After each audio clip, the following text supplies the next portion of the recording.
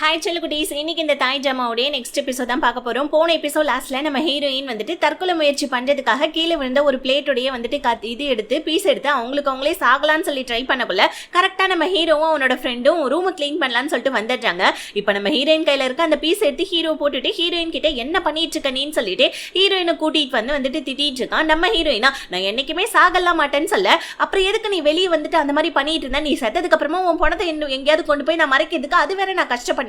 நான் உன்னை கடத்தினவனை வந்துட்டு, அதாவது உன்னை கொலை பண்ண சொன்னவங்க கிட்ட இருந்து உன்னை காப்பாற்றணும் ட்ரை பண்ணா நீ இப்படி சாகணும் ட்ரை பண்றியேன்னு சொல்லிட்டு ஹீரோ திட்டிட்டு போவ. அப்ப நம்ம ஹீரோயின் வந்துட்டு பாத்தீங்கன்னா ஒரு இடத்துல உட்காந்துட்டு இருக்காங்க. அப்ப வெளியே ரூம், அதாவது ஹோட்டலுக்கு வெளியே யாரோ நடந்து போற மாதிரி சவுண்ட் கேக்குது. உடனே நம்ம ஹீரோயின் அவங்க கிட்ட ஹெல்ப் கேட்கலாமேன்னு சொல்லிட்டு ஒரு பேப்பர்ல நான் 5வது ஃப்ளோர்ல இருக்கேன், என்னை கடத்தி வச்சிருக்காங்க, தயவு செஞ்சு என்ன காப்பாத்துங்கன்னு ஒரு பேப்பர்ல எழுதி ஒரு கூடையில அதை வச்சு வந்துட்டு அங்க இருக்கிற ஆளுங்க மேல தூக்கி வீசிட்டு எட்டி பாக்குறாங்க பாருங்க. அவங்களும் மேல பாக்குறாங்க. ஆனா கரெக்டா நம்ம ஹீரோ வந்துடுறான். அங்க என்ன பண்ணிட்டு இருக்கன்னு கேட்க ஹீரோயின் டக்குன்னு ஒன்னும் லட்சமா காத்து வாங்கிட்டு இருந்தேன்னு சொல்லிட்டு வந்து உள்ள உட்காந்துக்கிறாங்க. சோ இப்ப நம்ம ஹீரோயின் வந்துட்டு பாத்தீங்கன்னா ஹீரோ வந்ததுனால வேலை கேட்டு போச்சேன்னு சொல்லிட்டு மறுபடியும் ஹீரோ போனதுக்கு அப்புறமா எட்டி பார்த்தா அங்க ஆளுங்க வந்துட்டு கிளம்பிட்டாங்க. ஐயோ இன்னும் கொஞ்ச நேரம் கழிச்சு நம்ம வந்திருந்தா கூட நம்ம காப்பாத்தி இருந்திருக்கலாமே அப்படின்னு சொல்லிட்டு நம்ம ஹீரோயின் புலம்பிட்டு இருக்க. ஹீரோயினுடைய அப்பா சுபத்ரான்னு ஒரு லேடி கிட்ட பேசிட்டு இருக்காங்க. இந்த லேடிக்கும் ஹீரோயினோட அப்பாவுக்கும் என்ன சம்பந்தம் தெரியல. சுபத்ரா கிட்ட பேசிக்கிட்டே இருக்கக்குள்ள கம்பெனி விஷயத்தை பத்தி அங்கிள் அந்த இடத்துக்கு வராங்க. அங்கிள் நம்ம சுபத்ரா ஒரு மாதிரி பார்க்க, சுபத்ராவும் அங்கிள் ஒரு மாதிரியா தான் பாக்குறாங்க. இவங்க ரெண்டு பேருக்குள்ள என்ன கனெக்ஷன்ன்றதும் தெரியல. அங்கிள் என்ன சொல்றாரு, ஹீரோயின் வந்துட்டு இல்லாதனால ஹீரோயினுடைய பொசிஷன்ல இருந்து யாராவது ஒருத்தவங்க கம்பெனியை கவனிச்சுக்கணும் அப்படின்னு சொல்லிட்டு ஹீரோயினுடைய அப்பா கிட்ட சொல்ல, அப்பாவும் என்ன சொல்றாரு, ஆமாப்பா கம்பெனி யாராவது ஒருத்தவங்க வந்துட்டு கவனிச்சுக்கணும், அதுக்கு ஒரே ஒரு ஆள் தான்ப்பா சூட்டபிளா இருப்பாங்கன்னு சொல்ல அங்கிள் தன்னை தான் சொல்ல வராங்கன்னு ஹாப்பியாவ.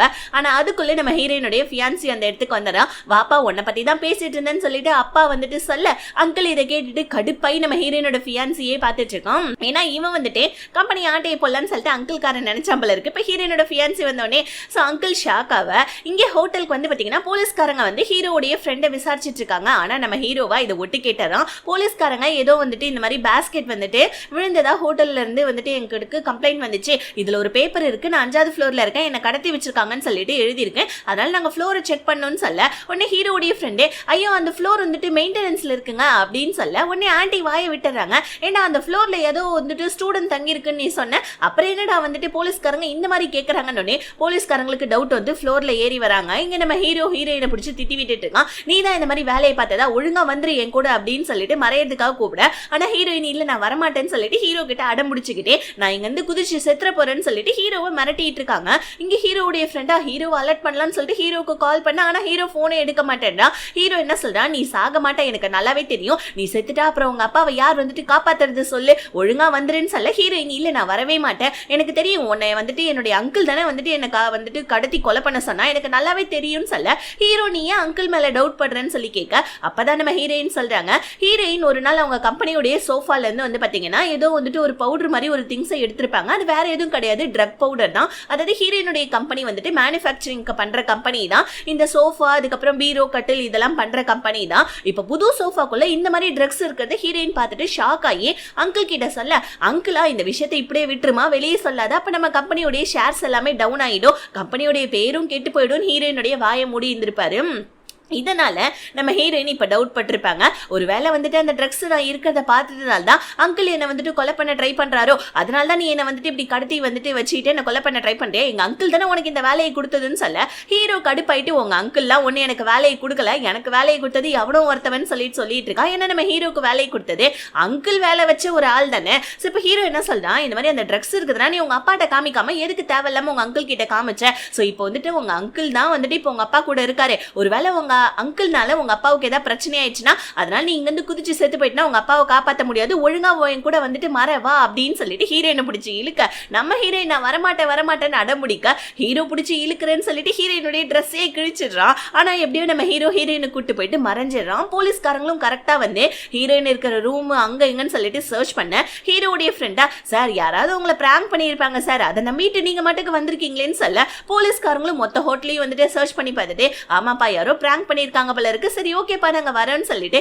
போலீஸ்காரங்க அங்க இருந்து கிளம்ப இப்பதான் நம்ம ஹீரோடைய ஃப்ரெண்டுக்கு நிம்மதியாவே இருக்கு. நம்ம ஹீரோவும் கரெக்டா ஒளிஞ்சிருக்க இடத்துல இருந்து ஹீரோயினை வெளியே கூட்டிட்டு வந்து தேவையில்லாம இந்த மாதிரி அராஜகம் பண்ணாத, இந்த மாதிரி நீ உயிரோட இருக்கிற விஷயம் உன்னை கடத்தினவனுக்கு தெரிஞ்சிருச்சுன்னு வச்சுக்கோங்க, அதுக்கப்புறம் மறுபடியும் உன்னை கொலை பண்ண ட்ரை பண்ணுவான், நான் உன்னை பாதுகாத்து வச்சிருக்கேன், அதை புரிஞ்சுக்கோன்னு சொல்ல ஹீரோயின் அப்பயே நம்ம ஹீரோ தான் பிடிச்சி கத்தி விட்டுட்டு இருக்காங்க.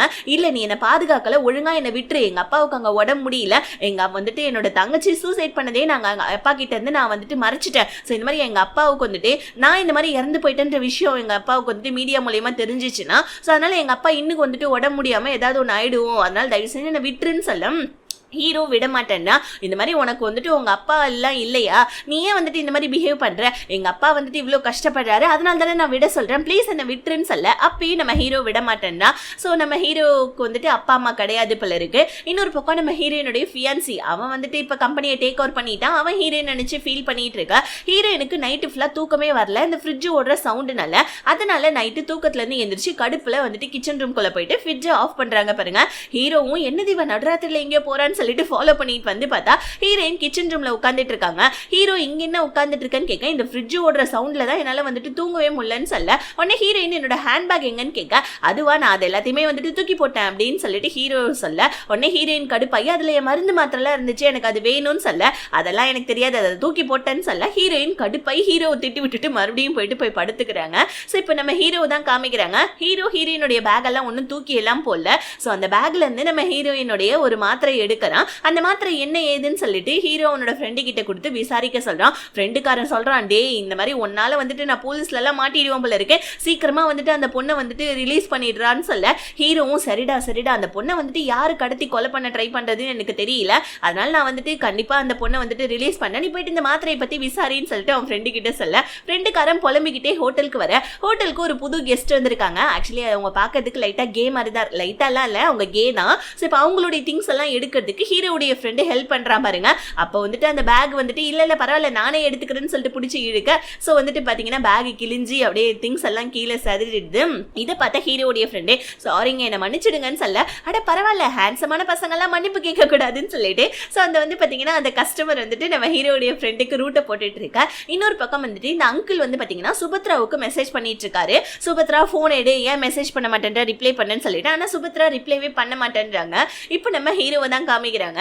ஸோ நம்ம ஹீரோ என்ன பண்ணா ஹீரோயினை காலையில எழுப்பி ஒரு ட்ரெஸ்ஸை கொடுத்து இதை போட்டுக்கோ உன்னை வெளியே கூட்டிட்டு போகணும்னு சொல்ல ஹீரோயின் நான் வரமாட்டேன்றாங்க. உங்க அப்பாவை பார்க்கணுமா வேணாமா ஒழுங்கா கிளம்பி வா அப்படின்னு சொல்லிட்டு ஹீரோ ஒரு மிரட்ட ஹீரோயினும் போயிட்டு ட்ரெஸ்ஸை சேஞ்ச் பண்ணிட்டு வராங்க. ஆக்சுவலி நம்ம ஹீரோயின் இப்போ உயிரோட இருக்கிற விஷயம் ஹீரோயினை கடத்த சொன்னா அங்கிளுக்கு தெரிஞ்சிச்சுன்னா பிரச்சனை ஆயிடும் இல்லையா, அதனால நம்ம ஹீரோ மாறு விஷயத்துல போலான்னு சொல்லிட்டு ஹீரோயினை ஒரு பிரெக்னன்ட் லேடி மாதிரி ரெடி ஆகும் சொல்றான். ஹீரோயினுமே ரெடி ஆயிட்டு வந்து ஹீரோ கிட்ட இந்த இது ஒர்க் அவுட் ஆகுமா, எங்க அங்கிள் கண்டெல்லாம் பிடிச்சிட மாட்டாரான்னு கேட்க கண்டெல்லாம் பிடிச்சிட மாட்டாரு, ஒழுங்கா வந்துட்டு நீ சீக்கிரமா கிளம்புன்னு சொல்ல உட்காந்து பொறுமையா ஹீரோயின் ஃபவுண்டேஷன் போட ஹீரோக்கு கடுப்பாயிடுது. ஏமா ஃபவுண்டேஷன் என்ன இவ்வளவு வந்துட்டு பொறுமையா போட்டுட்டு இருக்க, ஒழுங்கா சீக்கிரமா கிளம்புன்னு சொல்ல ஹீரோயின் என்ன டச் பண்ணாத, என்ன டச் பண்ணனா உன்னை அவ்வளவுதான் சொல்ல, ஏன் உங்க அப்பாவை பார்க்கணும்னு உனக்கு ஆசை இல்லையா, என் மூடு மாறுறதுக்குள்ள ஒழுங்கா கிளம்பிடு இல்லைன்னா கூட்டு போக மாட்டேன்னு சொல்லிட்டு ஹீரோயினை மிரட்ட ஹீரோயின் கடுப்பாயிடுறாங்க.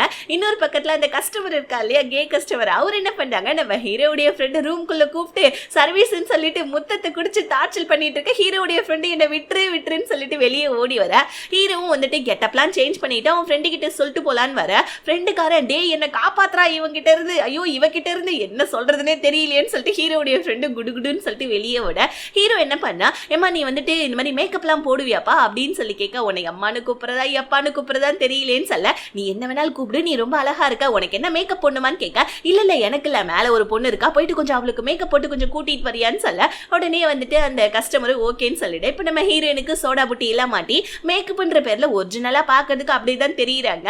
ஆனா வந்துட்டு நம்ம ஹீரோயின் அப்பா இருக்கிற அந்த ஹாஸ்பிட்டலுக்கு தான் கூட்டிட்டு வந்திருக்க. இங்க நம்ம சுபத்ரா என்ன பண்றா ஹீரோயினுடைய அப்பாவை ரொம்ப கேர் பண்ணி பாத்துக்கிறா. ஆனா அவர் தூங்குனதுக்கு அப்புறமா சுபத்ராவுடைய ஃபேஸ் அப்படியே ரொம்ப மாறுது. ஆக்சுவலி அசிஸ்டண்டா இருக்கும்னு நினைக்கிறேன் சுபத்ரா. ஸோ இப்போ வந்துட்டு சுபத்ரா ஹீரோயினுடைய அப்பா ரூம்ல இருந்து வெளியே வர ஆப்போசிட்ல தான் ஹீரோயின் வராங்க. ஆனா ஹீரோயினை இவளுக்கு சுத்தமா அடையாளமே தெரியல.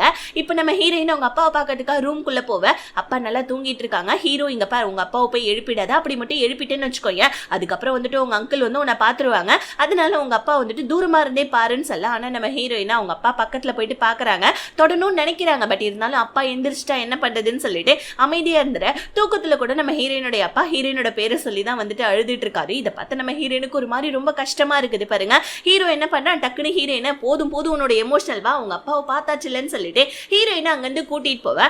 ஆப்போசிட்ல பார்த்தா இந்த அங்கிளுடைய அசிஸ்டன்டும் வந்துட்டு இருப்பாங்களா. டக்குன்னு நம்ம ஹீரோ என்ன பண்ணா, ஹீரோயினை பிடிச்சிக்கிறான். நல்ல வேலை இந்த அங்கிளுக்கும் ஹீரோயினை அடையாளம் தெரியல. இப்ப நம்ம ஹீரோயின் ஐயோ எங்க அப்பாவுடைய ரூமுக்கு தான் அந்த அங்கிள் போறான், எங்க அப்பா அம்மா ஏதாவது பண்ணிட்டு போறான்னு சொல்ல, ஹீரோ வந்துட்டு பட்ட பகல்ல உங்க அப்பாவெல்லாம் உங்க அங்கிள் ஒன்றும் பண்ண மாட்டான், தயவு செஞ்சு என் கூட வான்னு சொல்ல ஹீரோயின் ஒத்துக்கவே மாட்டேன்றாங்க, அடம் பிடிக்கிறாங்க பாருங்க. பார்த்தா ஆப்போசிட்ல ஹீரோயினுடைய ஃபியான்சி வந்துட்டு இருக்கான். நம்ம ஹீரோயின் உடனே ஹெல்ப் மீ கத்த வர டக்குன்னு நம்ம ஹீரோயினுடைய முகத்தை பிடிச்சிக்கிட்டு டார்லிங் கத்தக்கூடாது, வயிற்றுல பாப்பா இருக்குல்ல அப்படி இப்படின்னு சொல்ல ஹீரோயினுடைய ஃபியான்சி ஏதாவது பிரச்சனையான்னு கேட்க இல்ல என்னுடைய வந்துட்டு ஒய்ஃப்க்கு குழந்தை பிறக்க போது மூட் ஸ்விம்மிங் வேற ஒன்றும் இல்லை நீங்க போங்கன்னு சொல்ல ஃபியான்சிக்கார அங்கிருந்து போயிடுறான். ஹீரோயின் கடுப்பாயி இப்ப கூட ஒன்றும் இல்லை என்னை விட்டுரு, நான் உன்னை மன்னிச்சு விட்டுறேன்னு சொல்ல ஹீரோ உடனே இங்க பாரு உன்னை கடத்தந்து யாருன்றது நீ அங்கிள்னு சொல்ற, ஆனா வந்துட்டு ஒருவேளை உன்னோட ஃபியான்சியா இருந்தா என்ன பண்ணுது, அதனால உன்னோட ஃபியான்சியை கூட நான் நம்ப மாட்டேன், தயவு செஞ்சு வாயை முட்டு வான்னு சொல்லிட்டு ஹீரோயின் அங்கிருந்து கூட்டிட்டு போவேன். ஹாஸ்பிட்டலுக்குள்ள இருந்த அங்கிள் சுபத்ரா கிட்ட ஏன் என்னோட போன் எடுக்க மாட்டேன், ஏன் எனக்கு மெசேஜ்க்கு ரிப்ளை பண்ண மாட்டேன்னு கேட்க ஆக்சுவலி இந்த சுபத்ராவும் இந்த அங்கிள் கூட சேர்த்தி தான் பல இருக்கு.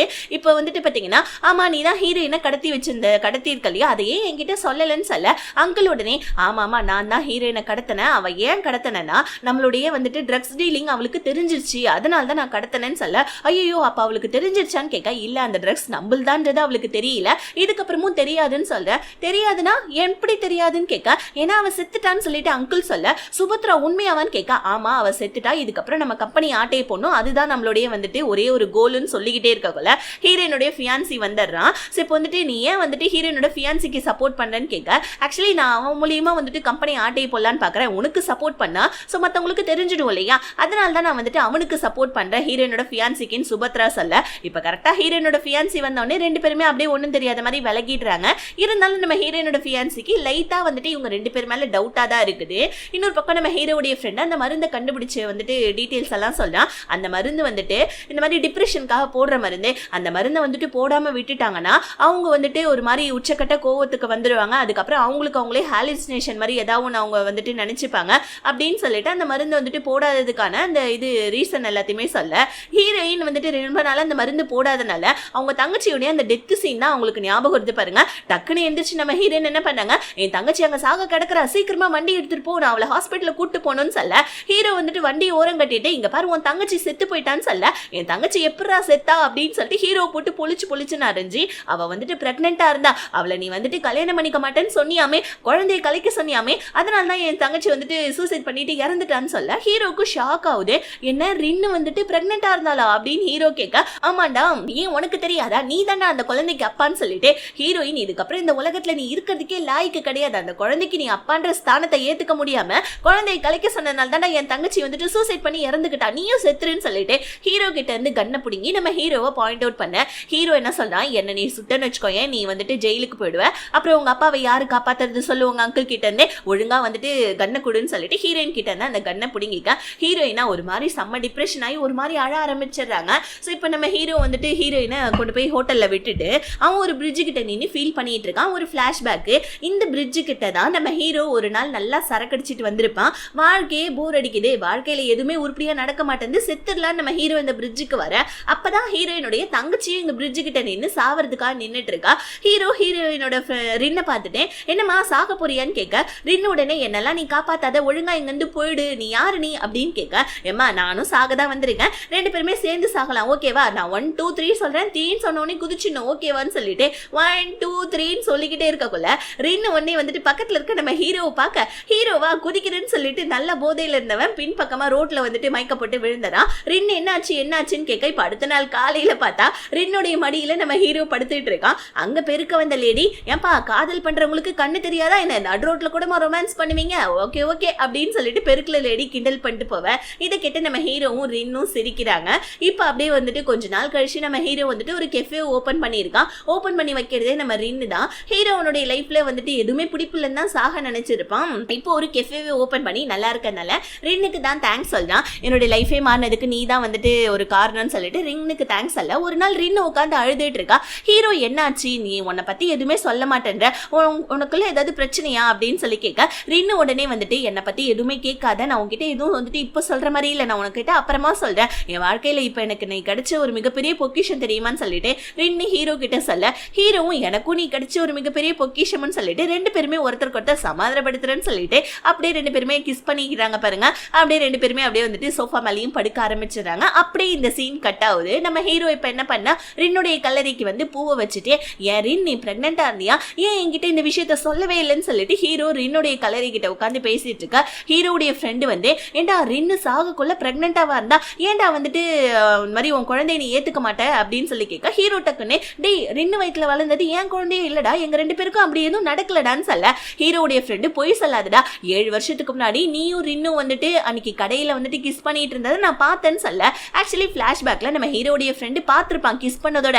ஹீரோவும் வந்துட்டு ரின்னு கிஸ் பண்ண வந்தப்ப ரின்னு உடனே தடுத்துட்டு நான் இன்னும் இதுக்கு வந்துட்டு தயாரா இல்ல அப்படின்னு சொல்லிட்டு ஹீரோ கிட்ட சாரி சொல்லியிருந்திருப்பா. ஹீரோவும் சாரி, நானும் உன்னோட பர்மிஷன் இல்லாம கொஞ்சம் பக்கத்துல வந்திருக்க கூடாது ரின்னு சொல்ல, ரின்னு உடனே அங்கிருந்து எந்திரிச்சு போயிருப்பா. ரெண்டு பேருக்குமே நடுவில் அந்த அளவுக்கு அது எதுவுமே நடக்கவே இல்லை. இப்ப அப்படியே வந்துட்டு இந்த பிளாஷ்பேக்லாம் ஹீரோ நினைச்சு பார்த்துட்டு இருக்கா. அதாவது ஹீரோ வந்துட்டு அவன் ஃப்ரெண்டு கிட்ட சொல்லிட்டு இருக்கா. இன்னொரு பக்கம் நம்ம ஹீரோயின் அவங்க வந்துட்டு கட்டி போட்டு வச்சிருக்கா நம்ம ஹீரோ. ஏன்னா நம்ம ஹீரோயின் ஒரு மாதிரி வந்துட்டு அந்த வேன்ல அடம் முடிச்சிருந்திருப்பாங்க இல்லையா, கட்டி போட்டு தான் ஹீரோ வச்சிருக்கான். ஹீரோயின் அவங்க தரப்புல இருந்து ஒரு பிளாஷ்பேக்கை யோசிச்சு பாக்குறாங்க. ஹீரோயின் வந்துட்டு அவங்க தங்கச்சி கிட்ட அப்பப்பா அடிக்கடி வாந்தி எடுக்கிற, என்னதான் நடக்குது, என்ன பிரெக்னெண்டா இருக்கியா, அதுக்கு வந்துட்டு ஹீரோ தான் காரணமா, ஒழுங்கா சொல்லுன்னு சொல்ல, ஆமாக்கா இந்த மாதிரி வந்துட்டு நான் பிரெக்னெண்டா தான் இருக்கேன், ஆனா நீ ஹீரோ போயிட்டு எதுவுமே பண்ணாத ப்ளீஸ் அப்படின்னு சொல்ல, ஹீரோயின் பொழிச்சுன்னு அவங்க தங்கச்சி அடிஞ்சு இப்பவே இரு நான் அடியாட்களை வச்சு அந்த ஹீரோவை என்ன பண்றேன் பாரு, இது மட்டும் அப்பாவுக்கு தெரிஞ்சிச்சுன்னா என்ன ஆவறது, அப்பாவுடைய மான மரியாதை எல்லாமே போயிடும், ஒழுங்கா நீ வந்துட்டு ஃபாரினுக்கு கிளம்பி போயிடு, குழந்தை பிறக்கிற வரைக்கும் இதுக்கப்புறம் நீ ஃபாரின்ல தான் இருக்கணும், நீங்க இதுக்கப்புறம் இந்த ஊருக்கே வரக்கூடாதுன்னு ரின்னு கிட்ட சொல்லி மிரட்டி இருக்க. ஒரு நாள் நம்ம ரின்னை பார்க்கறதுக்கு ஹீரோயின் ரின்னுடைய ரூமுக்கு வர, ரின்னு வந்து பாத்தீங்கன்னா அடாப்ல இருக்காப்ல இருக்கு. அதாவது அவ வந்துட்டு கர்ப்பம் கலைஞ்ச மாதிரி ரத்தம் வந்துட்டு பாத்தீங்கன்னா செம்மையா ஊத்திட்டு இருக்குது, ப்ளீட் ஆயிட்டு இருக்குது. பார்த்தா அதுக்கு அவ சூசைடும் ட்ரை பண்ணியிருக்கா. ஆனா அவ சாக போற நேரத்துல அவன் என்ன லவ் பண்ணல, அவன் வந்துட்டு இந்த மாதிரி குழந்தைய கலைக்க சொல்லிட்டான் அப்படின்னு சொல்லிட்டு அழுதுகிட்டே செத்துருப்பா. இது நம்ம ஹீரோயின் வந்துட்டு கேட்டுட்டே அவங்க தங்கச்சி இறந்த துக்கத்திலே வந்துட்டு செம்மையா அழுதுருப்பாங்க. அதுக்கப்புறம் சுபத்ராவும் ஹீரோயினுடைய அப்பாவும் வந்ததுல, ஆனா நம்ம ஹீரோயின் இந்த மாதிரி அவங்க தங்கச்சி பிரெக்னெண்டா இருந்த விஷயத்தையும் பிளஸ் அவங்க சூசைட் பண்ண விஷயத்தையும் வந்துட்டு மறைச்சிட்டு தங்கச்சி கறி தப்பா ஏதோ மாத்திரை சாப்பிட்டுட்டு அதனால தான் அவன் இறந்துட்டான்னு சொல்லிட்டு அவங்க அப்பா கிட்ட போய் சொல்லியிருந்திருப்பாங்க. ஸோ இப்படியே கட் பண்ணி ஸோ அப்படியே பிரசன்ட்ல நம்ம ஹீரோயின் இருக்கிற வந்துட்டு ஃப்ளோருக்கு ஆன்டி வந்துட்டு வாடகை வாங்கலான்னு சொல்லிட்டு வராங்க. கதவை தட்டி தட்டி பாக்குறாங்க. ஹீரோடைய ஃப்ரெண்டு என்ன சொன்னா, மேல வந்துட்டு ஒரு ஸ்டூடெண்ட் தங்கி இருக்கிறதா தானே சொன்னா. ஹீரோயின் என்ன பண்ணாங்க, ஆன்டி கிட்ட இருந்து மறைறாங்க. ஏன்னா ஆன்டி வந்துட்டு ஒருவேளை ஹீரோயினை பார்த்துட்டு போலீஸ்காரங்களுக்கு கால் பண்ணிட்டா என்ன பண்றதுன்னு சொல்லிட்டு ஹீரோயின் மறைறாங்க. போலீஸ்காரங்க வந்து ஹீரோயினை பார்த்துட்டு அதுக்கப்புறம் ஹீரோயினை கொண்டு போயிட்டு ஒப்படைச்சிட்டா. ஸோ இந்த மாதிரி கடத்தி கொலை பண்ண விஷயம் யாருன்றது தெரியாதுன்னு சொல்லிட்டு ஹீரோயின் போயிட்டு மறைறாங்க பாருங்க. அப்ப டேபிள் கடியில மறையக்குள்ள சத்தம் போட்டுறாங்க.